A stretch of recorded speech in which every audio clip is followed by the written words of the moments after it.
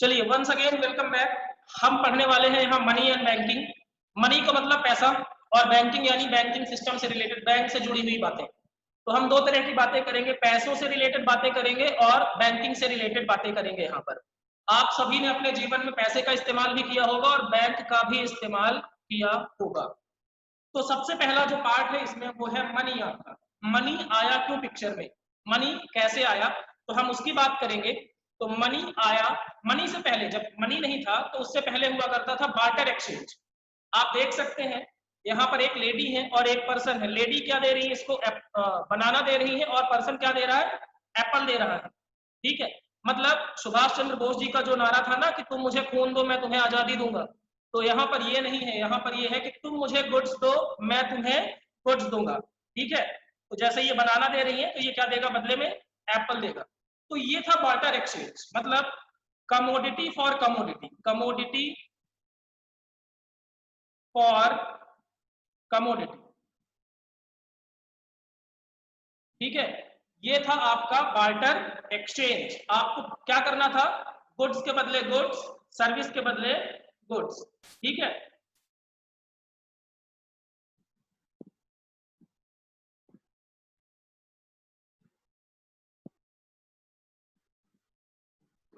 अब आगे चलते हैं। सो मीनिंग ऑफ बार्टर एक्सचेंज क्या है, देखो मैंने आपको बताया ना, गुड्स के बदले गुड्स, सर्विस के बदले गुड्स। तो barter exchange refers to exchange of goods for goods, goods के बदले गुड्स का एक्सचेंज कहलाता है बार्टर एक्सचेंज। आप देखें यहां पर लिखा हुआ है goods for goods. Barter exchange is also known as direct exchange. इसको डायरेक्ट एक्सचेंज क्यों कहते हैं भैया, देखो डायरेक्ट एक्सचेंज इसलिए कहते हैं क्योंकि इसमें पैसा नहीं आता। आपको जो गुड्स चाहिए, आप अगर आपको कोई गुड्स चाहिए तो वो गुड्स आप सामने वाले से डायरेक्टली लेते हैं और उसके जरूरत की गुड्स उसको देते हैं। फॉर एग्जाम्पल अगर मैं बात करूं कि आपके पास क्लॉथ है, ठीक है, और आपको शू चाहिए, तो दूसरे के पास अगर शू है, जूता है, तो वो क्या करेगा, आपको शू देगा और बदले में आप उसको क्या देंगे, क्लॉथ देंगे। यहां पर आपने डायरेक्टली एक्सचेंज कर लिया, पैसा पिक्चर में आया ही नहीं। तीसरी बात करें अगर, an economy where there is a direct barter of goods and services, it is called an barter economy or C for C economy। मतलब इसको कहते हैं commodity for commodity, commodity for commodity, यानी गुड्स के बदले गुड्स।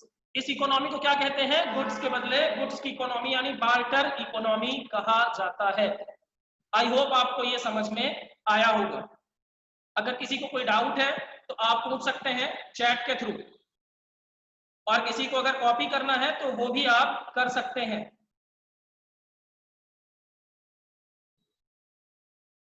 या फिर मैं ऐसा करता हूं, आपको स्लाइड शेयर कर दूंगा व्हाट्सएप के थ्रू, तो आप इससे कॉपी कर सकते हैं, जैसा आपको ठीक लगे। जल्दी से चैट में बताइए कि आप क्या कर रहे हैं, आप करना चाहेंगे कॉपी या फिर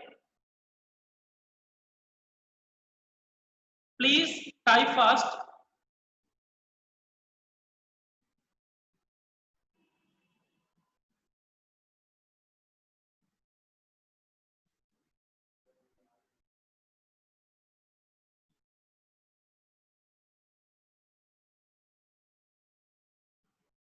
असद पहले से है का मतलब,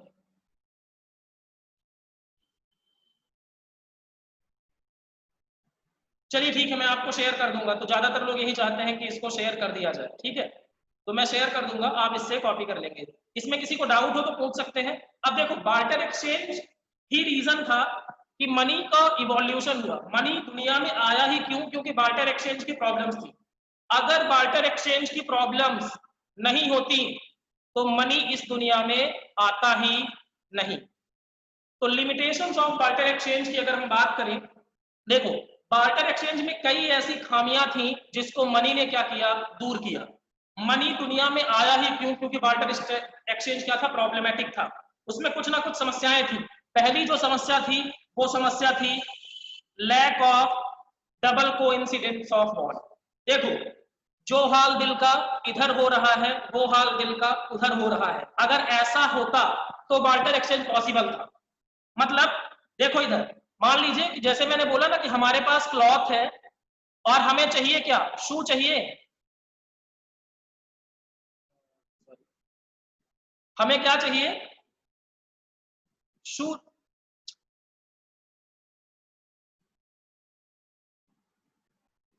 हमें क्या चाहिए, शू चाहिए। और मान लीजिए किसी के पास शू है और उसको क्लॉथ चाहिए। क्या चाहिए, क्लॉथ चाहिए। तो ही बार्टर एक्सचेंज पॉसिबल था। मतलब अगर मान लीजिए आपके पास क्लॉथ है, आपको चाहिए शू, और इसके पास शू है लेकिन इसको चाहिए राइस, तो बार्टर एक्सचेंज पॉसिबल नहीं था। तो lack of double coincidence of bonds कई बार नहीं होता था। डबल कोइंसिडेंस होता ही नहीं था। मुझे जिस चीज की जरूरत थी वो दूसरे के पास नहीं है, और दूसरे के पास जिस चीज की जरूरत है वो मेरे पास नहीं है, तो बार्टर एक्सचेंज पॉसिबल नहीं है। तो लिखा क्या है, barter system can work only when both buyer and seller are ready to exchange each others goods. Barter exchange कब पॉसिबल है, जब बायर एंड सेलर एक दूसरे के गुड्स को एक्सचेंज करना चाहें, अदरवाइज पॉसिबल नहीं है। दूसरा पॉइंट जो है, lack of common measure of value. Common measure of value क्या, देखो पैसे में क्या होता है ना, आप मान लीजिए पार्ले जी लेने गए, तो पार्ले जी मान लीजिए लेने गए तो आपको बताया 5 रुपए, ये कॉमन मेजर ऑफ वैल्यू है, ये हर जगह पर एक ही रहेगा, हर चीज को पैसे में ही रिप्रेजेंट किया जाएगा। लेकिन बार्टर एक्सचेंज में ऐसा पॉसिबल नहीं था। अब बार्टर एक्सचेंज में किसी के पास होता था गेहूं, व्हीट, किसी के पास होता था राइस, किसी के पास होता था एनिमल, किसी के पास कुछ और। तो ये अलग अलग यूनिट्स हुआ करते थे जिससे कॉमन मेजर यानी एक ही तरीके से उसको प्रेजेंट नहीं किया जा सकता था। रुपए ने ये समस्या, पैसे ने ये समस्या दूर कर दी। तीसरे पॉइंट की बात करें, lack of standard of deferred payment. देखो स्टैंडर्ड ऑफ डिफर्ड पेमेंट क्या है, हम किसी से उधार लेते हैं और कहते हैं कि हम तुमको चुका देंगे। पहले ये चीज पॉसिबल नहीं थी। क्यों पॉसिबल नहीं थी, क्योंकि मान लीजिए आपने आज ओनियन किसी से उधार लिया, तब था आपका 5 रुपए केजी, और जब आप उसको देने जा रहे हैं तो तब हो गया वो 100 रुपए केजी, ₹100 पर केजी। तो यहां पर क्या होगा, आपका नुकसान हो जाएगा, बहुत ज्यादा नुकसान होगा। तो इसलिए क्या होता था कि गुड्स की वैल्यू कभी बढ़ जाती थी और कभी कम हो जाती थी। क्रेडिट ट्रांजैक्शन यानी उधारी पॉसिबल नहीं था बार्टर एक्सचेंज में। उसके बाद lack of store of value. Lack of store of value क्या, देखो फ्यूचर के लिए आप बार्टर एक्सचेंज में कुछ गुड्स ऐसे होते हैं, बहुत सारे गुड्स ऐसे होते हैं जो समय बीतने के साथ खराब हो जाते हैं। मतलब टाइम बीतेगा, फॉर मान लीजिए एग्स है, एग्स अंडे, अब अंडे आपने रखे हैं लेकिन अंडे आप 1 दिन 2 दिन में खराब हो जाएंगे। गेहूं, राइस रखा है मान लीजिए, तो राइस क्या होगा, 1-2 साल में खराब हो जाएगा। इसी तरीके से बहुत गुड्स क्या होते थे, खराब हो जाते थे, जिससे बार्टर एक्सचेंज में आप अपनी वेल्थ, अपनी संपत्ति को क्या नहीं कर सकते थे, स्टोर नहीं कर सकते थे। लेकिन मनी में ये समस्या नहीं है। मनी में आप बैंक में पैसा रख दीजिए, सालों साल रखा रहेगा, कोई परेशानी नहीं होगी। तो ये था लिमिटेशन ऑफ बार्टर एक्सचेंज। कोई डाउट हो तो please ask, please ask if you have any doubt, please पूछ लीजिए। देखिए आप ऑनलाइन क्लास में है ना, तो आपको दिमाग से ये निकालना पड़ेगा कि फेस टू फेस क्लास बेहतर होता है। अगर आप पॉजिटिव माइंडसेट के साथ बैठेंगे तो सारी चीजें समझ आएंगी।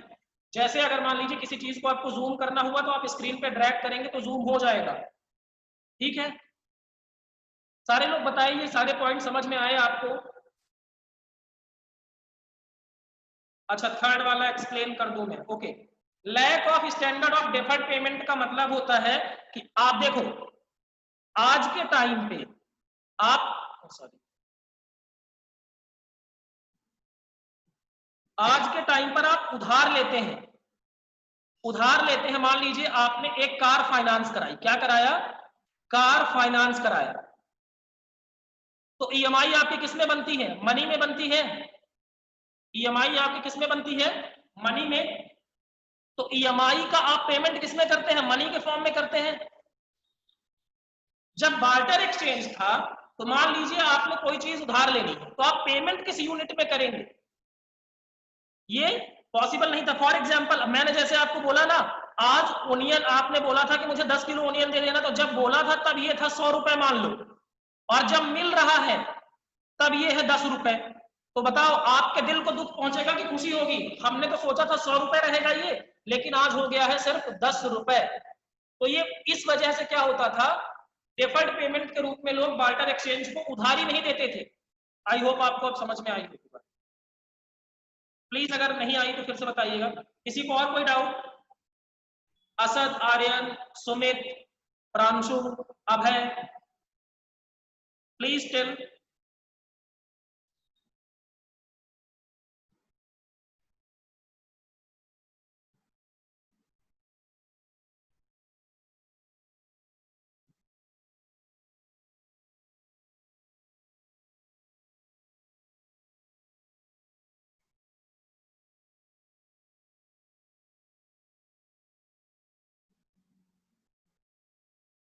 सारे लोग बताएं।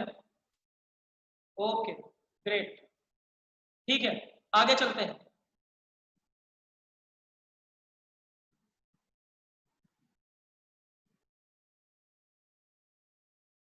अब बात करते हैं definition of money. Barter exchange की प्रॉब्लम्स को दूर करने के लिए जिसने दुनिया में अवतार लिया उसे हम कहते हैं मनी। तो मनी की डेफिनेशन क्या है भैया? देखो एक चीज पहले मैं आपको बता दूं, थोड़ा सा डिफरेंस है। मनी, आपने एक और शब्द सुना होगा करेंसी, सुना है? करेंसी सबने सुना होगा ना। मनी और करेंसी अलग अलग चीजें हैं। आम आदमी मनी और करेंसी में कोई डिफरेंस नहीं करता, लेकिन आप सब लोग इकोनॉमिक्स के स्टूडेंट हैं, आपको ये डिफरेंस पता होना चाहिए। ठीक है, देखो मनी एक ऐसी चीज होती है जिसकी खुद की वैल्यू हो, मनी की खुद की इंट्रिंसिक वैल्यू होती है, जबकि करेंसी की खुद की वैल्यू नहीं होती है। कैसे? मतलब करेंसी की इंट्रिंसिक वैल्यू नहीं होती। जैसे मान लीजिए कि आपके पास 100 रुपए का नोट है सर,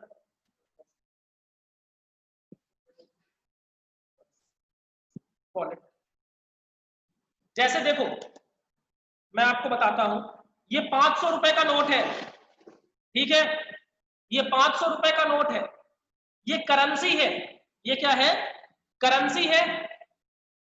इसकी, इस नोट की खुद की वैल्यू 500 की नहीं है, बल्कि इस नोट की सरकार की गारंटी की वजह से वैल्यू है। इसमें सरकार गारंटी देती है कि आप चाहें, आप मुझे बड़ा कर सकते हैं, उस पे वीडियो वाले उस पे क्लिक करेंगे तो मैं जूम हो जाऊंगा, आप कर लीजिए क्योंकि मैं थोड़ा कुछ दिखाना चाहता हूं आपको, फिर उसके बाद आप मिनिमाइज कर लीजिएगा। तो ये जो 500 रुपए है ये क्या है? आपका करेंसी। देखो हर करेंसी मनी होता है, लेकिन हर मनी करेंसी नहीं होता। कैसे? गोल्ड, गोल्ड बताओ, गोल्ड, गोल्ड क्या है? मनी है, लेकिन करेंसी नहीं है। गोल्ड की खुद की वैल्यू है। मान लीजिए आपने 10 ग्राम गोल्ड लिया, तो इसकी खुद की वैल्यू कितनी है? मान लो 45,000, ये खुद की वैल्यू है। करेंसी तो एक जरिया है मनी का, जिसको लोग आसानी से एक्सेप्ट कर लेते हैं। आई होप आपको समझ में आया होगा। मतलब मनी की खुद की इंट्रिंसिक वैल्यू होगी, करेंसी की इंट्रिंसिक वैल्यू नहीं होती, बल्कि उसके बदले में गारंटी दी जाती है। ठीक है, आगे चलते हैं।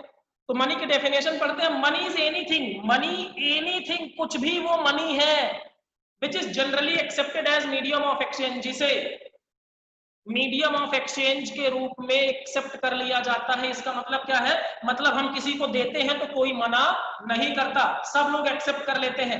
जैसे मैंने बोला ना कि 5 रुपए आप लेके जाइए, और 5 रुपए का आपने पार्ले जी खरीदना है, तो किसी भी दुकान में जाएंगे आपको 5 रुपए का पार्ले जी क्या होगा? मिल जाएगा।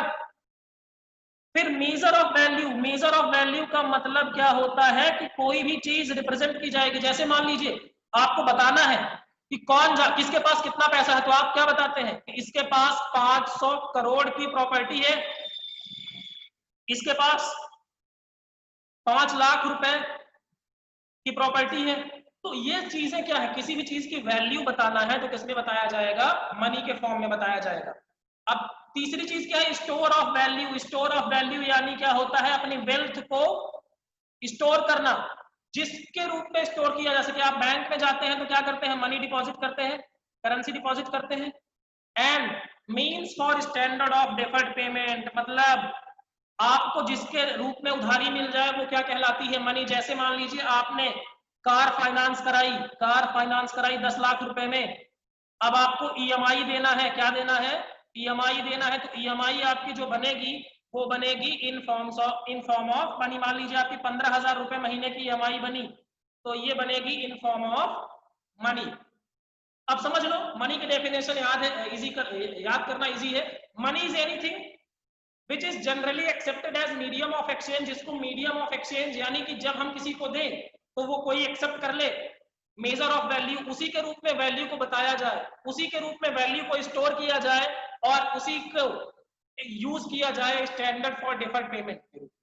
आप एक बात बताएं, आप किसी से उधार लेते हैं, आप मान लीजिए 2 लाख रुपए किसी से उधार लेते हैं और उसको बोले कि मैं एक काम करता हूं, 1 साल बाद तुमको क्या करूंगा, ब्याज दे दूंगा, कोई नहीं लेने के लिए तैयार होगा। लेकिन अगर आप कहें कि आप मुझे 2 लाख दो और मैं आपको 2 लाख रुपए बाद में दे दूंगा 1 साल बाद, तो सारे लोग एक्सेप्ट कर लेंगे।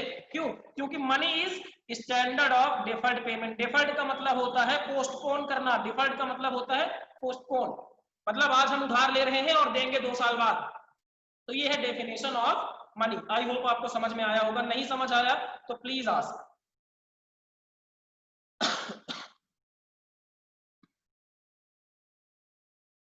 Please Asad, Sumit, Aryan, Pranshu, Abhay, Abhinav, please reply. Okay, Abhay Pathak आ गया। ओके ओके, तो आप जैसे मैं बोल रहा हूं वैसे ही आप घर में बैठे बैठे बोलिएगा। डेफिनेशन ऑफ मनी पढ़ते हैं, मनी इज एनीथिंग, मेरे साथ बोलिएगा वहां पर घर में बैठे बैठे। Money is anything which is generally accepted as medium of exchange, measure of value, store of value and means for standard of deferred payment। ये फंक्शन ही है मनी का। मनी है तो वो मीडियम ऑफ एक्सचेंज ग्रुप में accept होगी, major of value, store of value and standard of deferred payment. Fifth point कौन सा है? अच्छा, स्टैंडर्ड ऑफ डिफर्ड पेमेंट। देखो स्टैंडर्ड ऑफ डिफर्ड पेमेंट का मतलब क्या होता है आर्यन, आप देखें, आपने मान लीजिए कार खरीदी, फाइनेंस कराई ना, मैंने आपको दिया 10 लाख रुपए, ठीक है, तो आप क्या, वो क्या ईएमआई किस में बनाता है, रुपए में बनाता है ना, कि आपको मान लीजिए 15,000 रुपए हर महीने क्या देना है, किस्त भरनी है, ईएमआई भरनी है। तो आप किस रूप में आप ये पैसा दे रहे हैं, आप ये पैसा किस रूप में दे रहे हैं, आप ये पैसा दे रहे हैं इन फॉर्म ऑफ मनी। ये 15,000 रुपए जो आप चुकाएंगे ये किस फॉर्म में देंगे, इन फॉर्म ऑफ मनी। मतलब आपको उधारी मिली क्यों है, क्योंकि आपने बोला है कि आप पैसे का पेमेंट जो उधार ले रहे हैं उसका पेमेंट करेंगे in form of money. I hope समझ में आया होगा।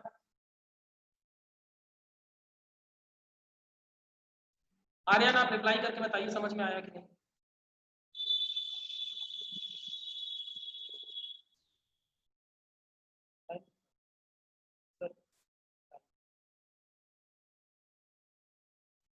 टाइम,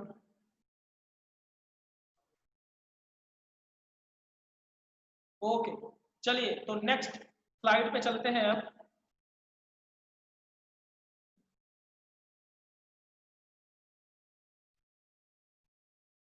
इवोल्यूशन ऑफ मनी में देखें तो सबसे पहले देखो यहां पर अगर आपको स्क्रीन पे दिख रहा होगा, बार्टर एक्सचेंज था सबसे पहले,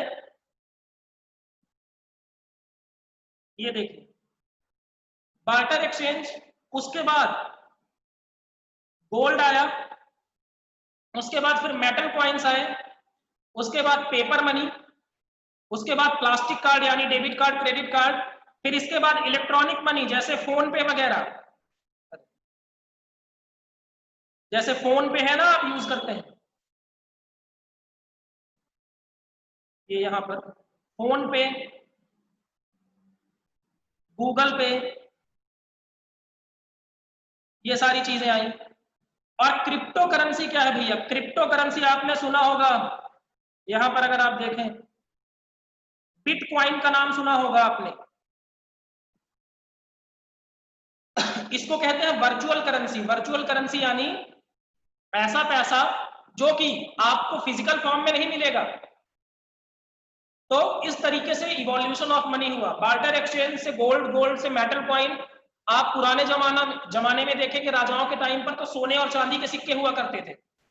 फिर पेपर मनी आया यानी नोट आया, करेंसी नोट। फिर उसके बाद प्लास्टिक कार्ड यानी डेबिट कार्ड और क्रेडिट कार्ड। उसके बाद आपका फोन पे, गूगल पे और क्रिप्टो करेंसी।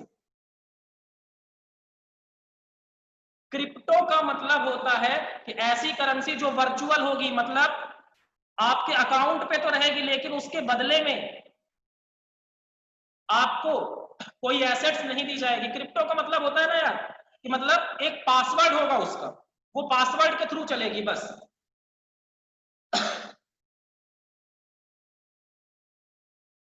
किसी को डाउट है प्लीज पूछिए।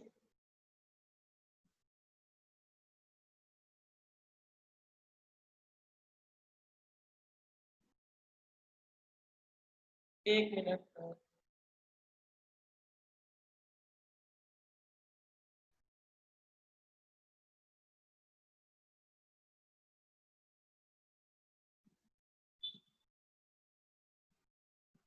ठीक है, किसी को डाउट हो तो प्लीज पूछिए। अच्छा अच्छा, कोई एग्जांपल? अच्छा बिटकॉइन देखो। हाँ सुनो सुनो सुनो। ठीक है समझ गया डाउट क्या। देखो एक मिनट, मैं इसका पेन का कलर चेंज कर लूँ।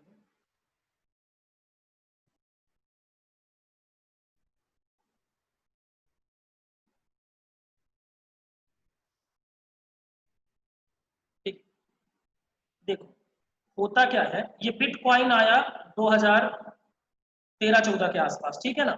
बिटकॉइन ये है वर्चुअल करेंसी। वर्चुअल करेंसी का मतलब क्या होता है? आभासी। जैसे मैं जो क्लास ले रहा हूं ये वर्चुअल क्लास है, लाइव नहीं हूं लेकिन लाइव जैसा लग रहा है। मतलब आपके सामने फेस टू फेस नहीं हूं लेकिन आपको लाइव जैसा लग रहा है।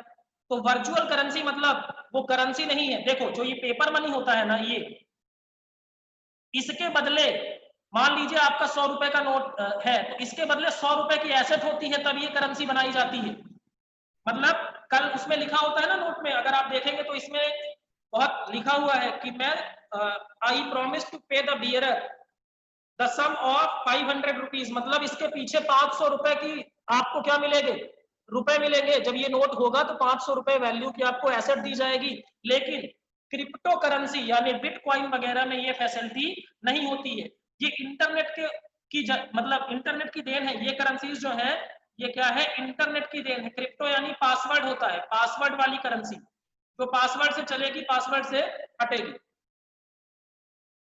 और कोई डाउट? क्रिप्टो करेंसी फॉर्म है जैसे बिटकॉइन, ठीक है ना। ऐसे अभी जियो का भी आने वाला था, फेसबुक का भी आने वाला था। कोई डाउट है प्लीज पूछिए। रिप्लाई करिए प्लीज, समझ आ गया तो मैं आगे बढ़ूं। रिप्लाई कर दिया करिए तो मैं जिससे आगे बढ़ जाऊं। हाँ, जो गवर्नमेंट नोट पब्लिश करती है उसके बदले, या तो गवर्नमेंट आरबीआई नोट पब्लिश करता है, पहली बात तो गवर्नमेंट नोट नहीं पब्लिश करती, ठीक है ना। तो आरबीआई क्या करता है? आरबीआई गोल्ड रखता है। क्या रखता है? आरबीआई नोट के बदले क्या रखेगा? गोल्ड रखता है, या फिर गवर्नमेंट बॉन्ड्स। गवर्नमेंट बॉन्ड्स, ठीक है, ये रखता है आरबीआई। सरकार नोट पब्लिश नहीं करती। समझ नहीं आया सुमित? आपको समझ नहीं आया?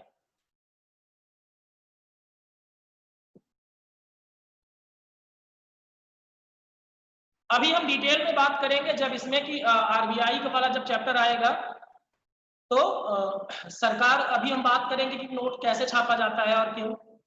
अच्छा ओके, ठीक है, आगे चले। ठीक है, come to the next slide. अब हम फंक्शंस ऑफ मनी हमें पढ़ना है। अगर आपने मनी की डेफिनेशन पढ़ी है तो फंक्शंस ऑफ मनी आपको इजीली समझ में आएगा। फंक्शंस ऑफ मनी दो तरह से डिवाइड किए गए हैं।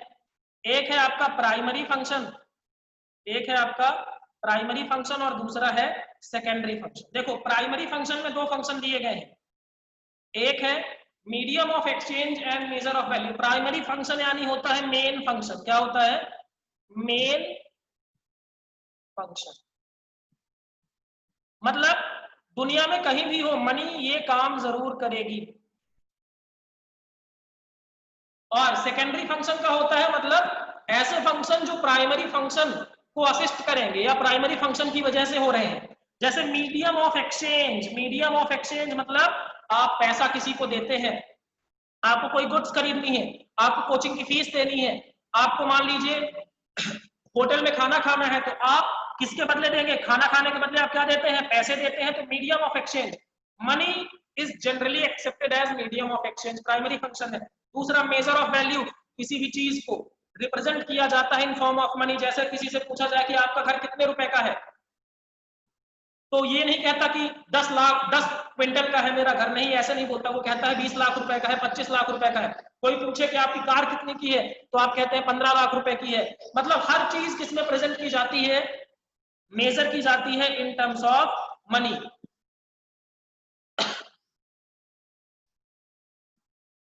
उसके बाद सेकेंडरी फंक्शन की बात करें तो standard of deferred payment. Standard of deferred payment क्या है? आप किसी से उधार लेते हैं, उधार लेते हैं, तो उसका पेमेंट किसमें करते हैं? मनी के रूप में। मतलब अगर मनी नहीं होता तो उधारी मिलने में मुश्किल होती। क्यों? क्योंकि मनी की वैल्यू बदलती नहीं है। उसके बाद स्टोर ऑफ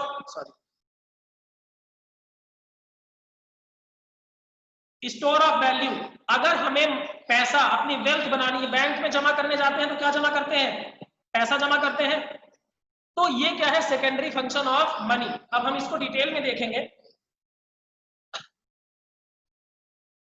प्राइमरी फंक्शन देखो, medium of exchange, money as medium of exchange mean that it can be used to make payment for all transaction of goods and services. हमें कोई गुड्स खरीदना है, एक मिनट में इसको कलर,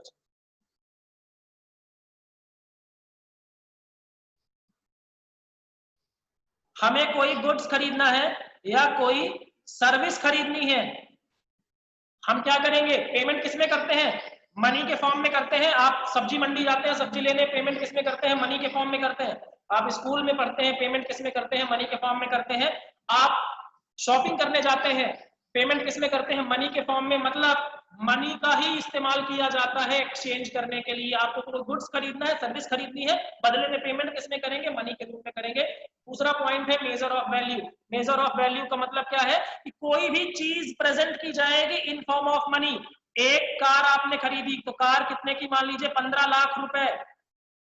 आपने एक घर खरीदा, हाउस, 25 लाख का। आपने पूछा सर कोचिंग की फीस कितनी है, मैंने बोला 15,000। ये कहां से पता चलेगा? मैंने किसके रूप में प्रेजेंट किया? मनी के रूप में। आप डॉक्टर के पास गए, आपने पूछा सर फीस कितनी है, उसने बोला 500 रुपए। वो क्या है? आपकी मनी के रूप में मेजर किया जाएगा। मतलब देखिए लिखा है, money as a measure of value means that money works as a common denomination in which values of all goods and services are expressed.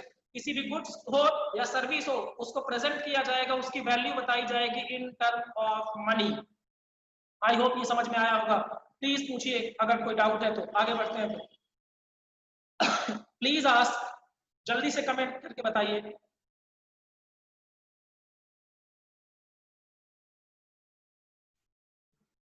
अभय पाठक आ गया, असद, सुमित, आर्यन, प्रांशु, अभिनव, अभय। ओके ओके ठीक है। चलिए अब सेकेंडरी फंक्शन में चलते हैं। सेकेंडरी फंक्शन क्या है? Standard of deferred payment. मैंने आपको बताया ना, इसमें लिखा हुआ है money as standard of deferred payment means that money acts as a standard for payments which are made to be in future। हमने मान लीजिए फाइनेंस कराया, कार क्या किया? फाइनेंस कराया। तो कार फाइनेंस कराया तो पेमेंट कब होगा? फ्यूचर में ईएमआई देंगे हम। तो फ्यूचर में किसके रूप में ईएमआई देंगे? मनी के रूप में। और बैंक एक्सेप्ट कर लेगा। आप जाइएगा और बैंक से बोलिएगा हम ईएमआई तो दे देंगे लेकिन गेहूं देंगे बदले में या चावल देंगे, बैंक कभी एक्सेप्ट नहीं करेगा। क्योंकि मनी को स्टैंडर्ड ऑफ डेफर्ड पेमेंट यानी फ्यूचर में पेमेंट करने का स्टैंडर्ड माना जाता है। मनी की वजह से लोगों को उधार मिल जाता है। ठीक है। उसके बाद क्या है? Store of value. Store of value का मतलब क्या है? कि आप क्या कर सकते हैं? अपनी वैल्यू को आज बचा के आज पैसा सेव कर सकते हैं। और सेव इसलिए कर सकते हैं, मान लीजिए कि हमारे बीच है एक असद। असद ने पैसे इसलिए सेव किए हैं जिससे फ्यूचर में अपनी शादी पे खर्च कर सके, मैरिज। ठीक है, तो इन्होंने मैरिज क्यों खर्च किए? क्योंकि बाद में पता चला पैसे हो या ना हो कोई भरोसा नहीं है। तो आपने क्या किया, अपनी मनी को सेव कर लिया फ्यूचर के लिए। अब मान लीजिए गेहूं होता, मान लीजिए इनकी शादी 10 साल बाद होनी, तो गेहूं 10 साल रख सकते थे क्या? नहीं, मनी के रूप में अपनी वैल्यू को क्या कर सकते हैं, स्टोर कर सकते हैं फ्यूचर के लिए। किसी को कोई डाउट हो तो पूछिए प्लीज।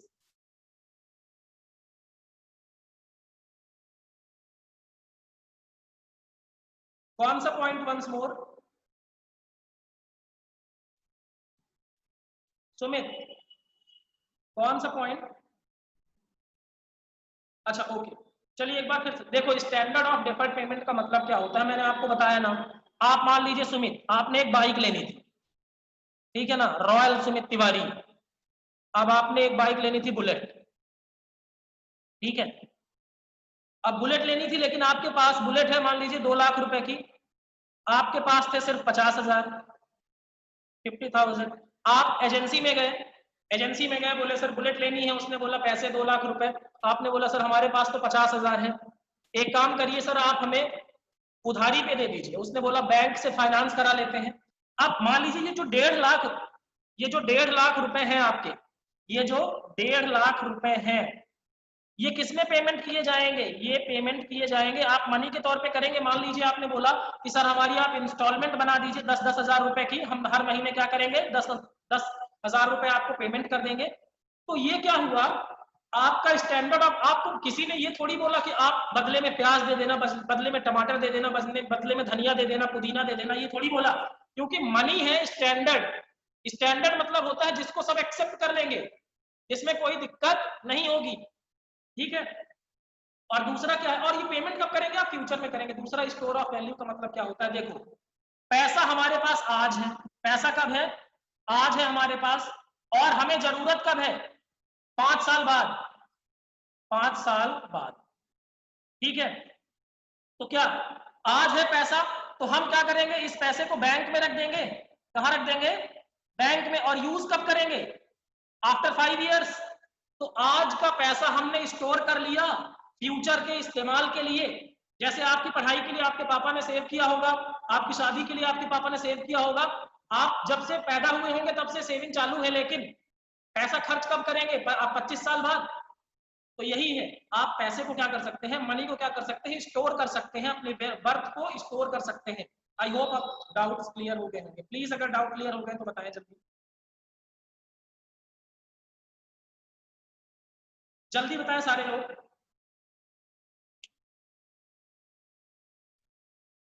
ओके, अभय को समझ आ गया, सुमित, असद, प्रांशु, आर्यन, अभिनव।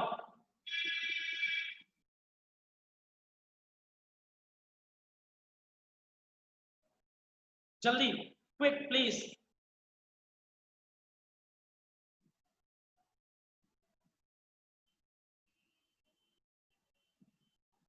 ओके, तो this is all about functions of money. तो आज की क्लास इकोनॉमिक्स की यहीं तक रखेंगे। इसके बाद मैं आपको भेजूंगा उसका बिजनेस स्टडीज के लिए।